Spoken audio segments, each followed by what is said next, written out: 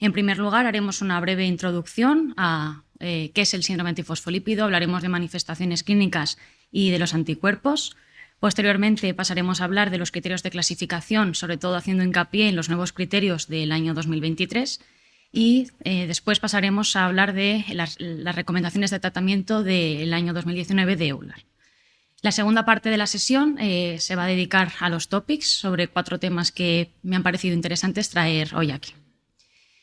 En primer lugar, el síndrome antifosfolípido es una enfermedad autoinmune, sistémica, heterogénea, como ya habréis escuchado en el resto de sesiones que hemos ido revisando a lo largo del día de hoy, y que se caracteriza por la presencia de trombosis, complicaciones obstétricas y otras manifestaciones no trombóticas. Todo ello en presencia de forma persistente de anticuerpos antifosfolípidos. El SAF se puede clasificar en primario o en secundario cuando está asociado a otras enfermedades autoinmunes sistémicas, en especial al lupus. En cuanto a sus manifestaciones clínicas, pues son muy variables, son heterogéneas y no se limitan únicamente a la presencia de trombosis. Es importante que recordemos que debemos sospechar esta enfermedad en pacientes que presenten trombosis inusuales. En cuanto a otras manifestaciones no trombóticas, pues destacar las trombopenias, la valvulopatía, que como veremos son manifestaciones que han ido ganando importancia en los últimos años y como veremos recogidas en los nuevos criterios de clasificación, y luego pues otras manifestaciones que iremos revisando a lo largo de la charla. Los anticuerpos antifosfolípidos son autoanticuerpos que se dirigen contra proteínas y contra fosfolípidos, siendo el principal antígeno reconocido por estos anticuerpos la beta-2-glicoproteína 1. Esta es una proteína plasmática que tiene 5 dominios, siendo el dominio 1 el que le confiere papel patogénico y el dominio 5 el que le permite unirse a fosfolípidos de membrana. Parece que en la formación de los anticuerpos antifosfolípido hay 2 procesos fundamentales, uno de ellos serían las infecciones y el otro el plegamiento anómalo, ambos mecanismos mejormente descritos para los anticuerpos anti-beta-2-glicoproteína 1. Sin embargo, sabemos que no todos los pacientes portadores de anticuerpos antifosfolípido desarrollan manifestaciones clínicas de la enfermedad, y es que se ha descrito, según la teoría o modelo del doble impacto, que es necesario un segundo factor asociado a los anticuerpos, como podrían ser factores genéticos predisponentes u otros factores protrombóticos para que se desarrollen las manifestaciones clínicas de la enfermedad.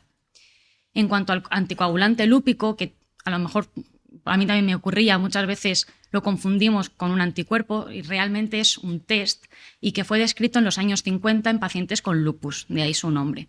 Y también recibe el nombre de anticoagulante de forma paradójica porque en los test in vitro se ha visto que prolonga los tiempos de coagulación dependientes de fosfolípidos. Esto lo explicaremos más adelante en la siguiente diapositiva. Y luego tenemos otros 2 anticuerpos, que serían los anti-beta-2-glicoproteína 1 y los anticardiolipina, que estos se medirían o testarían a través de test de ELISA. Tanto el test de anticoagulante lúpico como estos 2 anticuerpos son los recogidos en los criterios de clasificación. Para explicar y entender un poquito mejor qué es el test de anticoagulante lúpico, lo primero que tenemos que saber es que lo que va a medir es la presencia de anticuerpos antifosfolípidos en el plasma del paciente.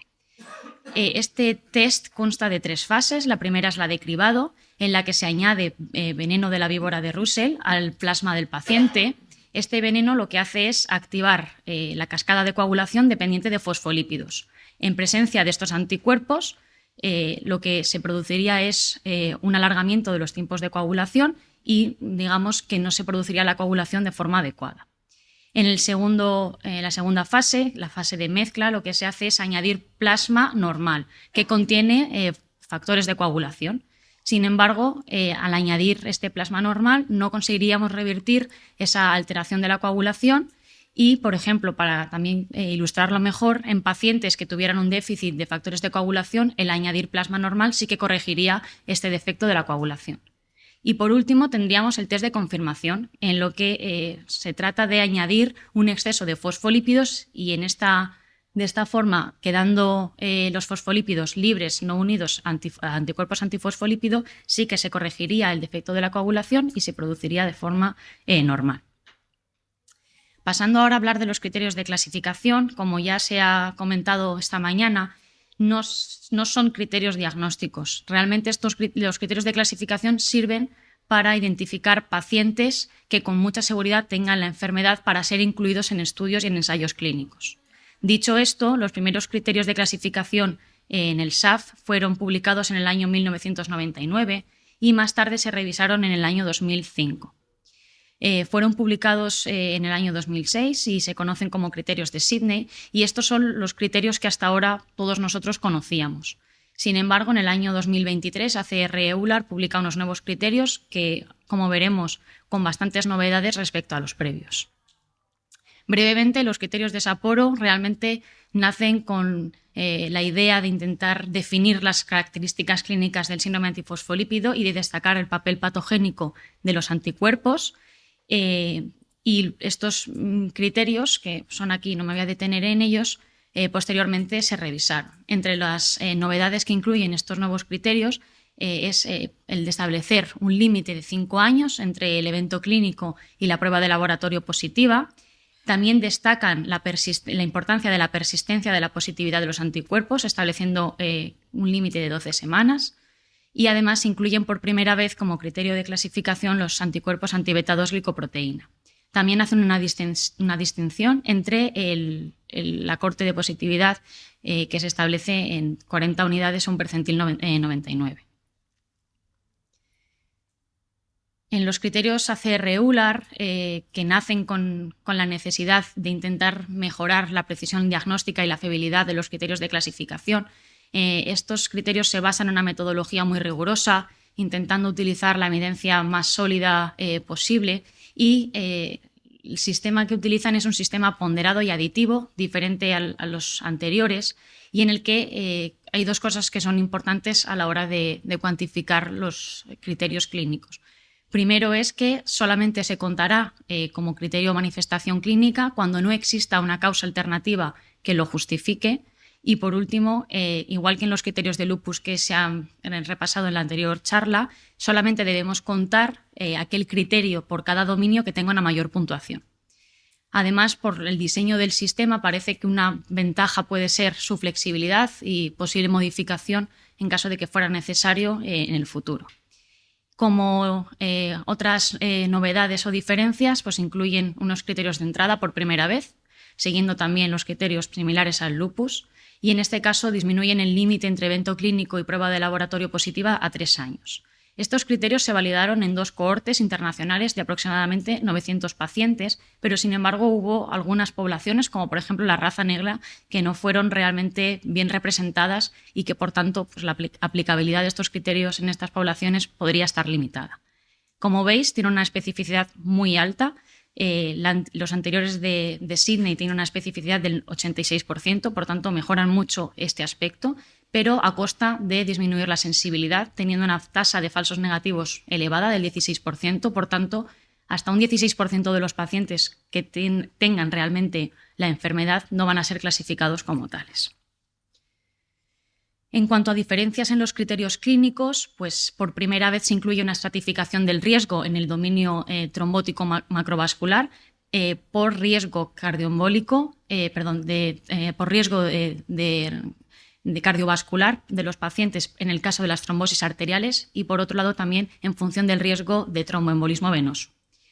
Se separa el dominio microvascular y se define de forma rigurosa. También se hace una revisión y modificación del dominio obstétrico, lo veremos luego también en las siguientes diapositivas, pero esto último ha sido muy criticado porque parece que no clasifica de forma adecuada a las pacientes con SAF obstétrico y, como ya hemos visto, incluyen dos nuevos dominios de valvulopatía cardíaca y de trombocitopenia. En cuanto a criterios de laboratorio, por primera vez se incluye la positividad aislada del test de anticoagulante lúpico, pero con la menor puntuación posible de un solo punto, mantienen la definición de persistencia en 12 semanas y separan la positividad en moderada o alta para los anticuerpos anticardiolipina y anti-beta-2-glicoproteína 1.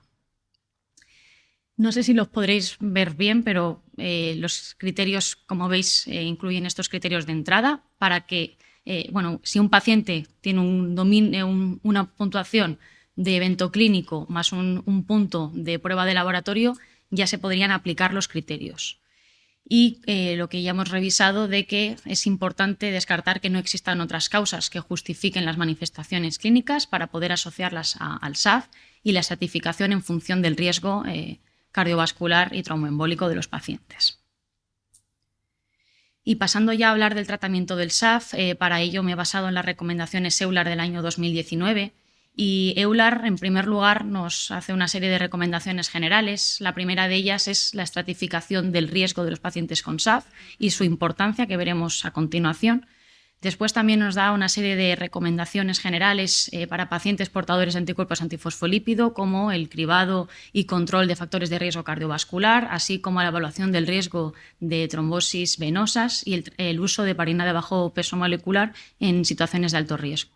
También nos insiste en la importancia de la educación al paciente y de monitorizar la adherencia a los tratamientos y también sobre el INR en los pacientes tratados con antivitamina K, entre otros.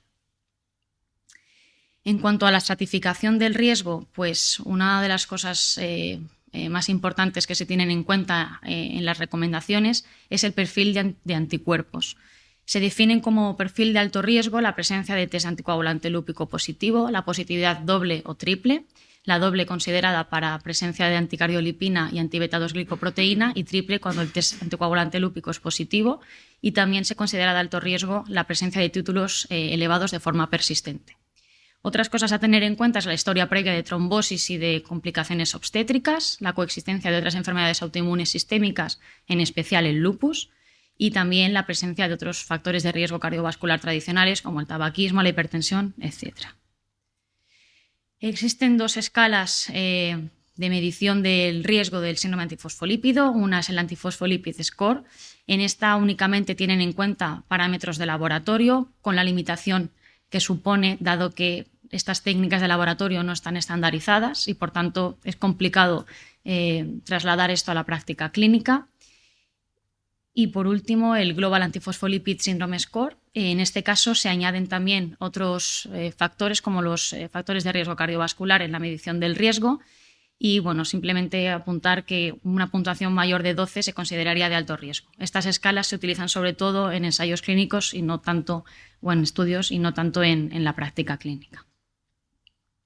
Pasando ya a hablar de lo que es el tratamiento en cuanto a tromboprofilaxis primaria, en pacientes portadores asintomáticos pero con un perfil de anticuerpos de alto riesgo, se recomienda el uso de aspirina a dosis bajas, definida como dosis entre 75 y 100 miligramos al día. En el caso de los pacientes con LES, nuevamente, pues si tienen alto riesgo, en la misma recomendación que en la anterior, aspirina a dosis baja, y en bajo riesgo se debería o podría considerar el uso de la aspirina. En pacientes que hayan tenido historia de SAF obstétrico, pero que en ese momento no estén embarazadas y lo que queramos hacer es una tromboprofilaxis primaria, se recomienda valorar la aspirina a dosis baja siempre que el balance riesgo-beneficio sea el adecuado.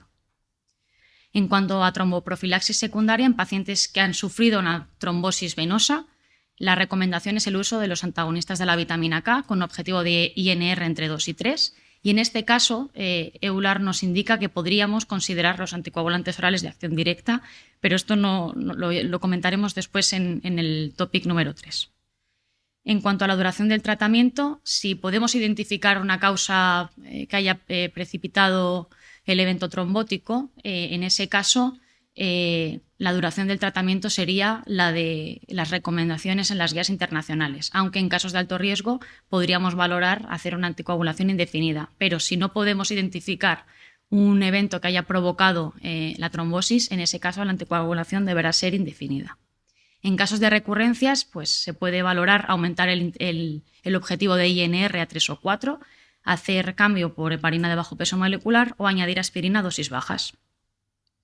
En cuanto a trombosis arteriales, nuevamente los antivitamina K serán la recomendación de tratamiento. En este caso, podemos de entrada plantear un objetivo de INR más agresivo de entre 3 y 4 en función del riesgo, lógicamente trombótico, pero también teniendo en cuenta el riesgo hemorrágico del paciente. En este caso, EULAR nos dice que está contraindicado el uso de anticoagulantes orales de acción directa y en este caso también la duración deberá ser indefinida. En casos de recurrencia, pues se puede valorar aumentar el intervalo de INR nuevamente a 3 o 4 si no lo hemos hecho previamente, hacer cambio por heparina o añadir aspirina a dosis bajas. Otros tratamientos que podríamos considerar sería asociar hidroxicloroquina o estatinas. Pasando ya al SAF obstétrico, en pacientes que sean portadoras de anticuerpos pero que no hayan tenido nunca manifestaciones clínicas, la recomendación es considerar añadir tratamiento con aspirina a dosis bajas durante la gestación. En pacientes que tengan historia de desastre obstétrico, el tratamiento va a depender de las manifestaciones con las que hayan cursado. En caso de abortos espontáneos, al menos 3 por debajo de la semana 10 o una pérdida fetal por encima de la semana 10, se considera que el tratamiento estándar debe ser aspirina a dosis bajas y heparina a dosis profiláctica. En casos de parto pretérmino por debajo de la semana 34 o de morbilidad obstétrica que no cumpla criterios de clasificación, la recomendación es utilizar siempre aspirina a dosis baja y considerar la adición de heparina profiláctica. Y en casos refractarios, que comentaremos también en el topic número 2, la recomendación sería el tratamiento estándar, pero se podría aumentar la heparina a dosis terapéuticas, añadir hidroxicloroquina o dosis bajas de prednisolona. Y como segunda línea quedarían las inmunoglobulinas. En caso de que utilicemos heparina profiláctica, la recomendación es mantenerla al menos 6 semanas tras el parto por el riesgo de trombosis en el puerperio. Y en caso de pacientes que tengan historia de SAF trombótico, en este caso tendremos que utilizar la heparina a dosis terapéuticas. El SAF catastrófico es una forma rara de síndrome antifosfolípido, pero muy grave, potencialmente mortal, que se caracteriza por la afectación de 3 o más órganos, sistemas o tejidos en un plazo menor de una semana. Requiere la confirmación histológica de trombosis en la microvasculatura en al menos un órgano. Una cosa que es muy importante tener en cuenta en estos casos es que en la gran mayoría existe un factor precipitante que pueden ser infecciones, cirugía o la suspensión de la anticoagulación, y que siempre que sea posible deberemos intentar tratar la causa precipitante. Como tratamiento de primera línea, nuevamente la anticoagulación con heparina, que va a ser la piedra angular del tratamiento, glucocorticoides, plasmaferesis o inmunoglobulinas. Y en casos refractarios podríamos considerar añadir rituximab o eculizumab, como veremos más adelante en el topic 4.